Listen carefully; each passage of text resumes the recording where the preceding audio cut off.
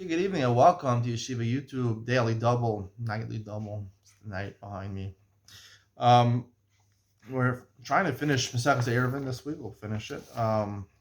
We're doing Perek Yud, Mishnah Chet and Tet tonight. Mishnah Chet says, "Ilan shu meisach ala aretz, it may nofal gaval min haaretz shloshet tefachim metaltal and tachav." Let's say you have like those willow trees. You ever see a willow tree with very long branches that are almost on the ground? So if the leaves are within 3 tefachim of the ground, there's a concept of lovud in the Torah. It's closed off. So therefore, you can carry. It's like a Rosh Hashanah. If it's 3 tefachim above the ground, so then it's part of the Carmelis wherever it's in. So if you're in a Carmelis, which is like a semi Rosh Hashanah, you're not allowed to carry Midrabanan. You're also not carry Dalet Amos.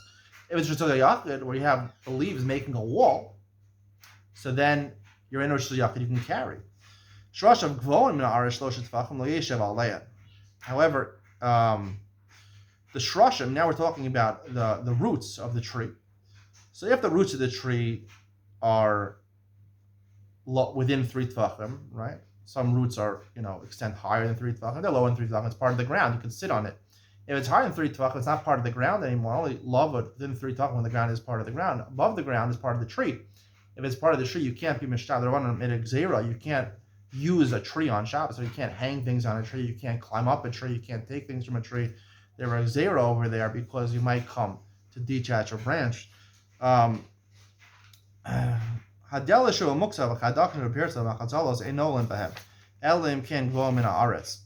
say you have these makeshift doors. You have a shack in the back, and you don't have a door on hinges. You just have a piece of wood, or you have holes, and you take a piece of wood and close it up.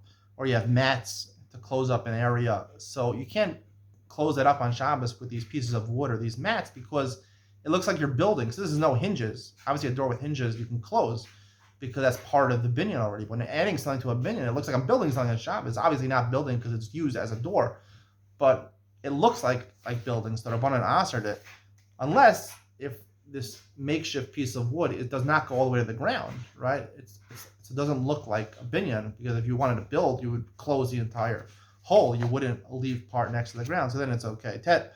Meir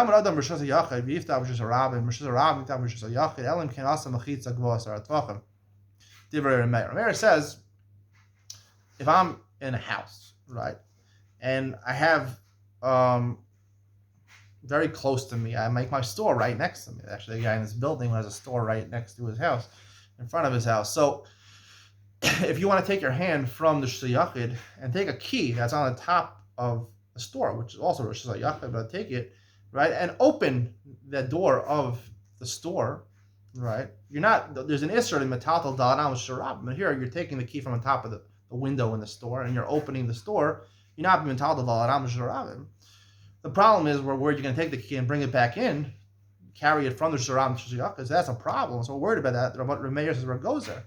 Whether you're in a Sharabim and you're opening a Shayachid or a Shayachid Sharabim. So it doesn't make a difference. We're worried. Amrulo, the Chamim said that we're not worried. Not in a Sharabim, not in a Carmelis. Mai said, B'shuk shal patamim shaya b'shalayim shiyu nolin u'meneichen as a makteach v'chalon shal gabim on Pesach. The Chum said to Remeir, there was actually an incident where there was patamim, basically people who fattened animals. When they fattened animals, they slaughtered the animals. Basically, they're butchers. They slaughtered the animals. So, and in that case, they actually did that. Now, this case is talking about a Carmelis. The store, this place of the Shuk Shal Patamim, where they fattened the animals, was not a Rosh Hashanah, because butchers don't have stores along.